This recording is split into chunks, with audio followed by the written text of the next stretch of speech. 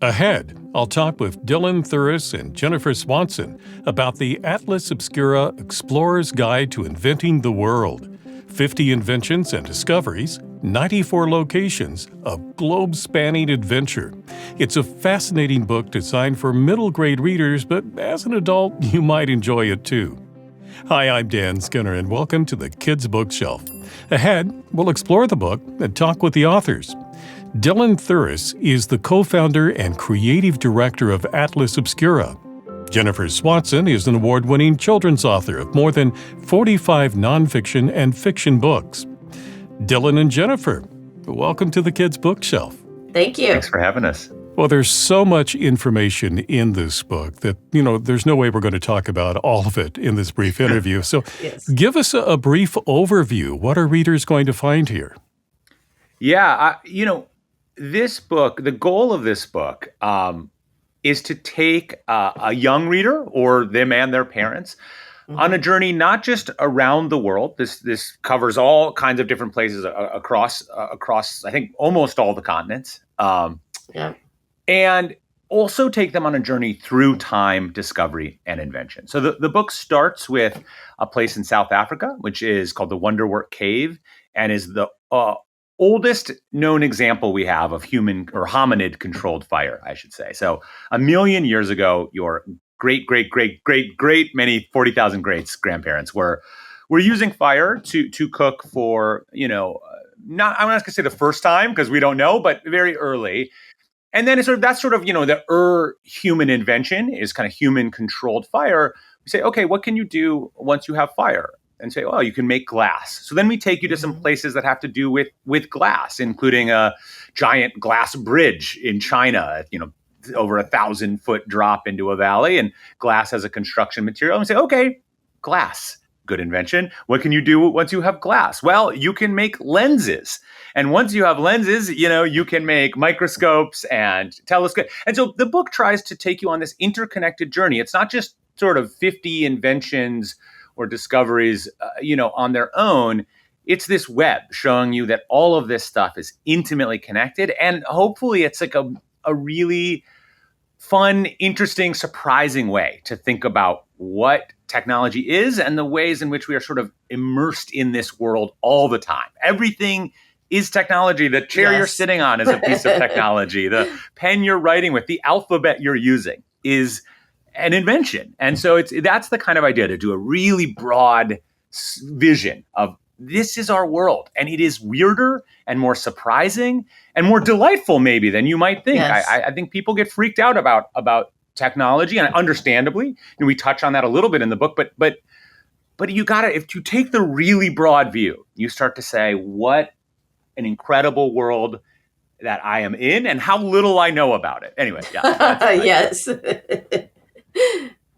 So that's one of the things I enjoyed about this book, is because exactly how you described it. You take an invention and then you find, well, here's another invention that built on that one, and this one built on that one. And before you know it, we're where we are now, and who knows where we'll go in the future. Another example I thought about that I just enjoyed reading about is electricity. And then that led to things like broadcasting. And then that led to things like microwaves and lasers and you name it. It's just fascinating to see how these things build on each other. Yes, exactly. Well, and robotic dogs. I mean, the Boston Scientific robotic dogs, and then eventually the Large Hadron Collider, where we're trying to figure out, how the universe began. To me, humans are so cool. They're incredibly inventive, right? And inventions come out of necessity. So it's like, okay, if we need something, I'll just invent it. So we hope that's what kids get out of this, that they would be, hey, I need this, and, for my homework or whatever I'm doing. Oh, you know what? I can invent that. Wouldn't that be awesome, Dylan? Yeah. I think one of the joys of this book is showing that some of these things that feel new, talk about robots, have really old connections. Robotics comes, has a direct connection back to automatons, these kind of clockwork creations from the 18 and 1700s. And those connect right back to the original timekeeping devices. They go, so you end up sort of finding these interesting connections. One of the interesting challenges of the book is it does not and could not go straight linearly. Like, No. if we No. just moved in one direction in time, the book would be over in about 10 pages. Yes. You just arrive too quickly. And so you had to find these inflection points. Like, you get to satellites in the book. And I think every kid and every person is kind of fascinated with GPS satellites. How do they work? They're such a big part of our lives now. And then we say, okay, yes, satellites, we've gone through the internal combustion engine, we've gone through planes, we've gone through rockets, we're at satellites. But a satellite and GPS is really only as good as the maps underlying it. It doesn't matter if you know where you are on the planet if you don't know what's there. And so then we start back at maps. And that gives us a chance to basically reset the clock tens of thousands of years ago and go into things like seafaring and the earliest journeys. This somebody 60,000 years ago took a journey across the open ocean to Australia. We don't know a lot about them. We don't, there's a fair amount of speculation about exactly how it worked, but they arrived there very early.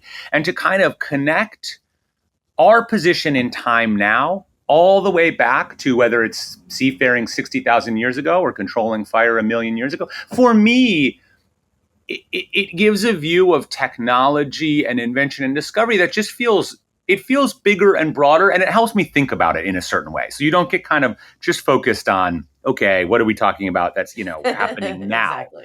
How does it connect to this bigger, longer history? Yeah. And the other part I thought was interesting, not only do we see the progression, of an invention and one after that, but then you have the convergence of different inventions coming together to create something new. Like you mentioned the automatons that kind of grew out of clockwork, and then that advanced. But then we had digital language, and now you have artificial intelligence that combines with those robots to make them something more than they might otherwise have been. So it just kind of grows exponentially. Yeah, it's like a spider web, right? Like you create the one thing in the middle, and then there's so many different ways you can use that. It's innovative.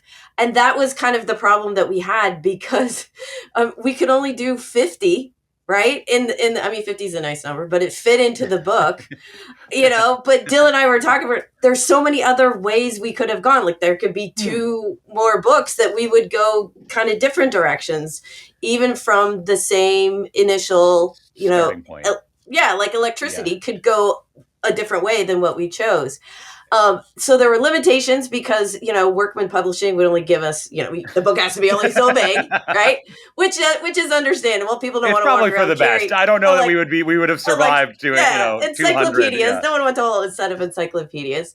But it's a really cool glimpse. And this is one thing that I challenge readers. Come up with your own kind of different ways of looking at it in your own paths and share it with us. I mean, I would love to see kids going, okay, well, if I was at electricity, I wouldn't have chosen this path. I would have gone this way with an invention that I thought was cool. So I think this is a thinking book for kids of all ages, getting them curious and thinking about the science and technology that's literally all around them every day. I want to come back to you said there are 50, and that was a nice number to have, but how did you figure out which 50 you wanted to put in the book? That was tough. Yeah. It was really a process because we wanted to do this series of connections. It kind of forced you to sort of do this really strategic. And there were certain ones we knew we wanted to have in. I wanted to have stuff in there that is going to light any kid up. So, you got to have lasers in there somewhere. Exactly. You got to have, robots and we have a spread on video games. And I think what's fun is that this stuff really does connect. I mean, video games came out of physics labs, modeling, using their advanced computer systems to play around. The first video game was basically a toy in a physics lab. It was tennis for 2. It was Pong, basically. And I today, remember that game. I'm old enough to remember Pong. Today we use engines, physics engines that you would see powering a video game. Use a very similar thing to model very complex systems. And so I think that's the joy of this book, was in discovering connections that I didn't know about, getting to research them. Again, you just had to choose sort of, okay, are we going this way or are we this way? Sometimes you'd find something, you'd go a few in and you hit a dead end kind of. You go, okay, I don't know how we get out of here. Sort of how do we, but we could have gone fire, ceramics, electricity, because you need ceramics to be insulators to do any of the stuff we do with modern electricity. Like that starts you on a whole dang different path. And I think yes. the point of this is not, I want to be really clear. The point is not that technology is like evolutionary, really, exactly. It's not that like, oh, it gets better and it gets better and it is way weirder than that. Things get reinvented. They get forgotten. True. We invent something 200 years ago and then we go, hey, like, oh, actually that could work again now in this totally different way. The slinky was invented to stabilize naval equipment. It just slinks now. It doesn't do anything other than slink. And so I love that. I think people need to realize that it's a much weirder process. And in fact, we talk a little bit about sort of sole inventors, but not a lot, because most inventions don't emerge from one person's eureka moment. They kind of emerge from this bubbling, bunches of people are working on similar stuff. A lot of times people invent things at the same moment. This happens again and again and again throughout history. You know, the telephone is a famous example of being of simultaneous invention. So we wanted to give people sort of this sense of the complexity, the interconnectedness, and then also just like make a fun book for kids with lots of cool illustrations. Yes. I'm talking with Dylan Thuras and Jennifer Swanson about the Atlas Obscura Explorer's Guide to Inventing the World, and our conversation continues in a moment. If you're enjoying this discussion, please subscribe, like, and click on the bell so you know when I post new interviews. And thank you. Well, this is marketed as a middle grade reader level book, but as an adult, I found it pretty fascinating myself. Yeah. Cool. That's what I write, is a lot of middle grade books. I'm an author of about 50 different books, but you would be surprised, or maybe you wouldn't, I don't know, how many adults contact me and are like, hey, my father loves this. Or there's, one of my books, Brain Games, is actually given out by some neuroscience or neurosurgeons or whatever to talk to their patients about how the brain works. And this is like an 8 to 12-year-old kid's book. It's because I think at that level, explaining all of these concepts, we also have this innate curiosity as humans. And it kind of grabs you when you can make the analogies, things that kids can understand. And we went back and forth with this on some of the more complex, like the quantum computing one. How many times did we work on that one, Dylan? Like a lot. Well, and our editor's like, I don't think you can say this because I have no idea what this two means. Physics PhDs can barely explain quantum computing to each other. So, but there is something about reducing something down to a sort of middle grade level where you can approach a very complicated subject. This book has quantum computing and binary numbers and code breaking, cryptography in it, and because you're writing for that age, I think it helps you actually distill the core ideas and the core interests about that subject in a way that can reach across all age levels. And this is our second kids book for Atlas Obscura, and I think we have this secret goal, which is that in our adult books, what we want is a smart 10-year-old, 12-year-old to steal the adult book and bring it to their room and start reading through it and be like, oh, this is so interesting. And vice versa with the kids' books. We want parents who are, showing this to their kids falling asleep, parents still just paging through it, reading, going, this is actually pretty interesting. That's kind of a little, and a little fun goal fact. of ours. Right? Like, to me, this would be so cool if like families sat around together at the dinner table and was like, okay, what was your favorite invention? What was the invention that most surprised you? And what technology you like? I would love that. Like everybody talking about technology together and, kind of collaborating to come up with new technology maybe.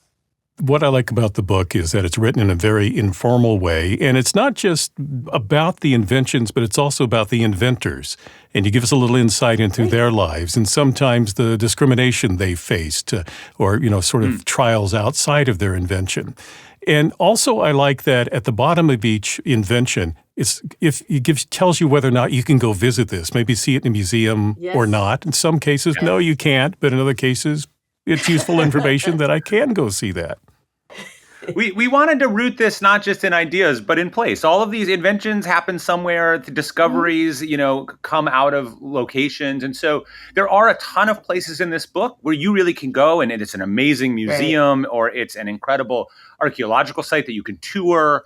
And then some of them, like enormous, ultra high powered lasers. It's like, Not so Well, much. maybe, a few of them I was surprised actually that they have open house days and there are sort of specific ways to get there. But a few of them, they're truly like, no, you cannot go and see this at the high security, Sandia Labs. Sorry, kids. Exactly. Exactly. So it's a fascinating book, but, if you're a parent who wants to encourage your child to be curious about the world, what would your advice be? Take them to museums, get them out, take them outside, look around the world around you, read books, go to the library. As a kid, I spent so many hours reading books. But I think going to the museums and not just to look at the displays, but also read the little information things underneath them, because those are usually really well written. I actually have a couple of friends who write some of them. But you learn more by doing, I think. Science is best when it's in action and you're doing things and learning about it. I mean, you could take this book and go on an amazing trip around the world, right? Just checking off all these different places you could see, right, Dylan? It would be quite a trip. Your child would be an adult by the time you were done. But yes, it's true. You really could do this trip. And I think for me, I have an 8 and a 10-year-old. And in a way, I think the answer to that, Dan, is like super simple. It's like, show them your own passion and curiosity. Yes. Show them your excitement and your joy and your interest in you finding out new things and the things you don't know. I think it's important for kids to realize, like, I don't know the answer to that. That's a really interesting question. I have no idea what would happen if the world was made out of, grapes or whatever. Like, okay, let's think about it. But I think, just sharing your own open interest and curiosity really shows your kids that whatever it is that grabs them, and you don't know what that's going to be. Maybe it's bugs, maybe it's trains, maybe it's whatever it is, that the joy of discovery and finding out new things and sharing those with others is a lifelong gift. That is a thing that never goes away. Jen and I that's like the whole book was us just being like, whoa, like I had no idea these things were connected in this way. Exactly. It was. We had a lot of fun working on this book. Well, another aspect of the book that I wanted to ask you about is because it's an illustrated book as opposed to a book that has pictures in it. So tell us a little bit about, making that choice and about the illustrations themselves. What can you tell us about them?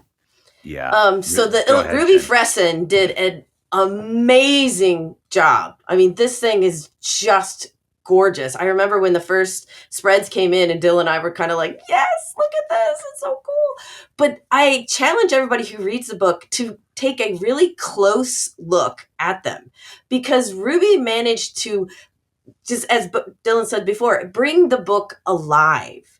And she also has the characters occasionally interact with each other. There's this one page where on the left side, we have ancient monks using stamps to create the first alphabet and the books and all this kind of stuff. And they're looking at the other side of the other spread. There's Gutenberg, who's with his press. And you can see the monk be like, hey, he's doing this faster than us. Why don't we think of that, right? That's one of the examples where Ruby just took both of these and really brought it to another level. Yeah. I think for me, there is something about illustration that is able to, it just has a magic to it. I mean, obviously it's appropriate for a middle grade book, but I actually think it's just appropriate for keeping you in that space of discovery and imagination. Yes, you could see a picture of the giant fusion reactor in France. It is also impressive in pictures. But you couldn't see a giant cutaway diagram of it where you've got the jelly donut of plasma, hotter than the sun, being surrounded by magnets. And we're showing you, okay, this is how it's containing this unbelievable amount of energy. This is the idea of how it will work. And I just think they let you explore in ways that pictures sometimes confine you. And so I think for this book, I wouldn't have it any other way. Ruby just did an amazing. Illustrations are just the best. They're so good. Yeah. Well, to come back to something you mentioned before, and as I mentioned, as an adult, I appreciate this book. But writing for that middle grade audience, Jennifer, I know you've written a lot of middle grade books. But a question for both of you is just, what did this whole process of putting this book together teach you that you didn't know before? Well, first of all, working together, because I don't always collaborate on my books, but this was this was a joy. It was to do Likewise. all of this together, and we had to do it through Zoom. So Dylan and I have not yet met in person, which is kind of crazy because That's insane. It's true. on this book for forever, so I feel like we know each other.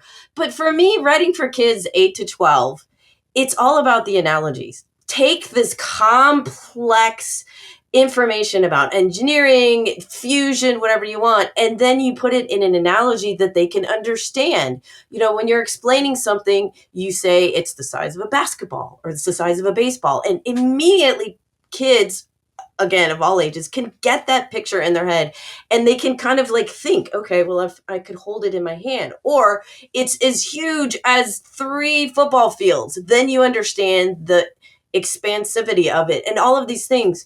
So that's why I love writing for this age group, because they're so curious and they're ready to learn more. A lot of people are like, oh, you know, should we put fusion in this book? Should we put quantum computers? And that's a little up here. Okay, but just bring it down to their level and they will understand and be excited about it.